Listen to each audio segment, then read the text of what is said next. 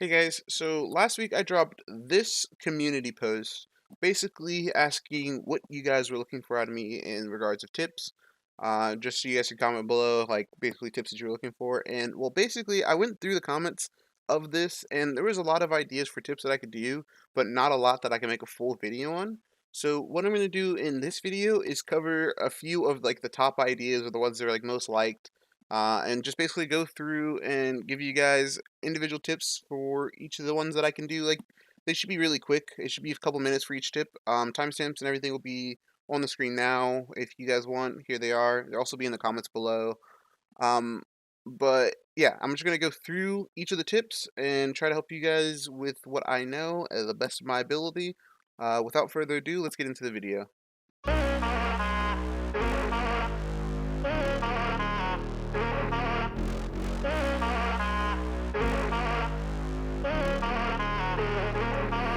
All right, so the first tip that, or like one of the tips I've seen commented a couple times, like this and this, is positioning. I got that one a couple times, as you can see, and what I wanted to do for you guys is to try to explain this for both the attacking and defending side. But at the end of the day, positioning has two major concepts that go into it. One of which is what you're holding is important. That's the most important thing. If you're holding somewhere that's actually valuable to the team, so like say for example, playing in Garage right now as with my, just to give you an example. What I'm playing is incredibly important position because this is a major factor for a lot of attacking pushes. A lot of people in a plant here on the default plant spot, so being in Garage makes me a very vital member of the team. As long as I'm alive, I'm playing a very valuable position. The next thing about positioning is what you're exposed to. If I'm playing in a position and garage, I'm never going to be playing here in 90 because for one, I could be seen from the breach, and two, I can have to deal with not this angle, and if someone comes through, they can kill me from that angle. So what you usually catch people doing when they're playing in garage is playing either R2 here, like so they're only exposed to the angles that they allow themselves to be exposed to. I'm never going to be exposed to the breach unless I go straight too far to the right, or if I stand up and challenge people over here on this door. But you really want to make sure you're playing a position either there, or if you play by the window here, you have to make sure that you don't get exposed to anyone holding the angle. Because a lot of times people like to open up this wall here, or you don't want to stray too much to the point where you're exposed to the breach. That's why a lot of people just usually just like stay stationary in R2. They'll end up proning just to protect value of their life the best they can. But usually you want to make sure that you limit what you're exposed to and make sure that what you're holding is incredibly important. Let me try to give you guys an example for an attacking side now. Alright, so just like on defense, it's the same translates to attack. You always want to be aware about when you're positioned, what you're exposed to. For example, if I'm repelling outside a breach, I know that somebody could break the bottom half of this window and they can kill me. I have to be ready for that audio cue. I know that somebody can run out of this door and they can kill me. I have to be ready for that audio cue. I also know that somebody can run out of my garage door and you guessed it, they can kill me. So I have to be ready for that audio cue. But outside of just being ready for those three audio cues, I have to know when I'm up on this rappel. Anyone can swing me from the right side of the breach if it's reinforced, obviously, so I'm not able to reinforce it. But if anyone's able to swing here, so I have to be constantly prepare what I'm exposed to. I'm exposed to anyone swinging. I'm exposed to anyone playing on the server rack holding pixel peaks on the bomb. I'm also exposed to anyone in that 90 position that we talked about earlier. I'm exposed to that. For example, if somebody's sitting there in 90, they can constantly peek me as well. They can also peek me from the window. So you'll have to be wary about all of these positions. When you think about your positioning, think about where you want to place yourself. If I want to place myself here, I know the most likely chance I'm getting swung from either this right wall or I'm getting peeked from inside the garage door because they can get a slight angle with me without actually running out. I also know if I play around here, I'm being peeked from either through that garage breach or through the window, and someone could swing me, or they can also run in my stock door because I'm far to the right, and I can also be seen. So you always have to take these things into account. One thing that you want to avoid though is exposing yourself to all of them at once. You never want to just stand here on the breach. Like, it's not only am I exposed to getting swung here, I'm getting exposed to being swung from here. I'm also exposed to being swung from garage. They can be throwing nitro cell out of stock. It's just limiting the amount of ways that you can be countered is usually the best way. Say anyone swinging on the breach when I'm on repel, they can only see my head. As where if I'm standing here, they can run out of the door. They see my full body. Anyone they can nitro cell me, they can see my full body if they decide to swing this wall here. So always take these things into account when you're going to focus on your positioning. Alright, so I figured it'd be kind of hard to get you guys an idea of when to be aggressive, when to be passive through a custom game.